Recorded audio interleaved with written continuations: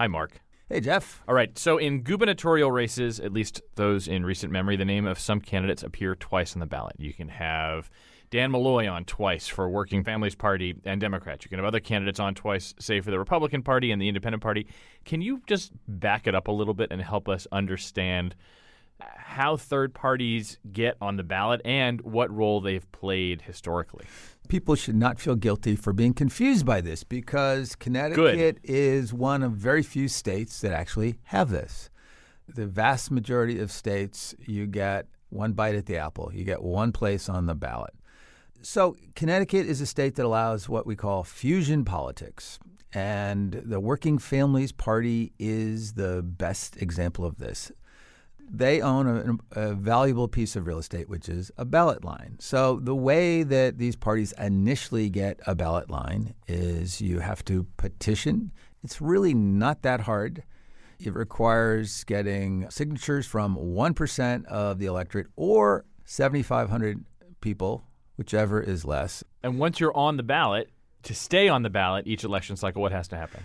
You've got to hit 1% of the vote to stay on. And then once you're on, you're on, which is another reason why they cross-endorse major party candidates, because it's the easiest way to self-perpetuate. Well, the average person is thinking, all right, so then what's the point in having a political party that is on the ballot but not to run necessarily a candidate in your position who's different than the other party's candidate? Okay, here's where we get to inside baseball very quickly.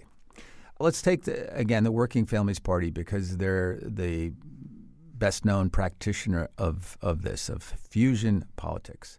They are an offshoot of the Democratic Party most of the time. Their goal is to push the Democratic Party towards progressive political positions, higher minimum wage, paid family medical leave, those kinds of things. On occasion, they will pressure the Democratic Party in places like Hartford, where winning the Democratic nomination usually is tantamount to winning the election. They will run their own candidate, and that might pressure the Democrat into being more in line with them, or in a couple of cases, they actually elect somebody on their line. This doesn't happen only on the left.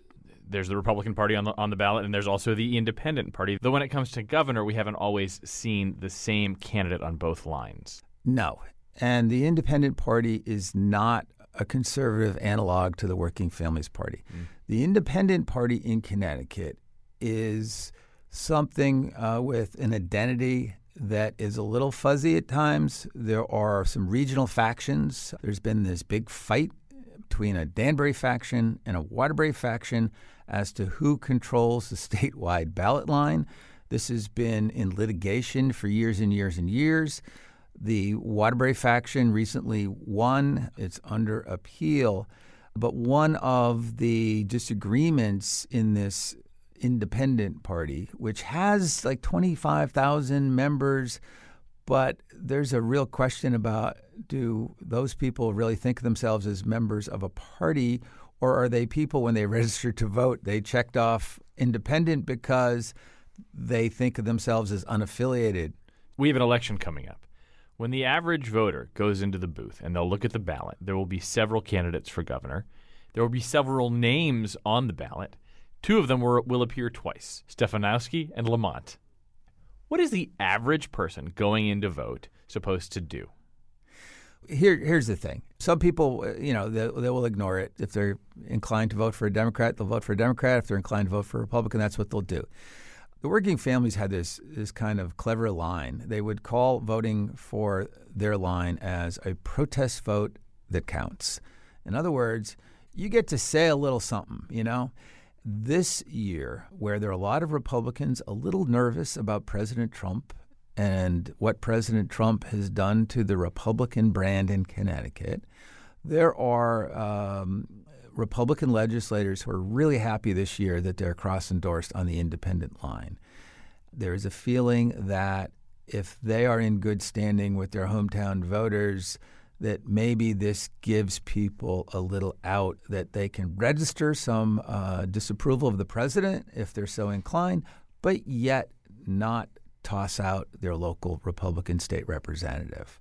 There are a bunch of subtle aspects to this whole business. Some of it is psychology.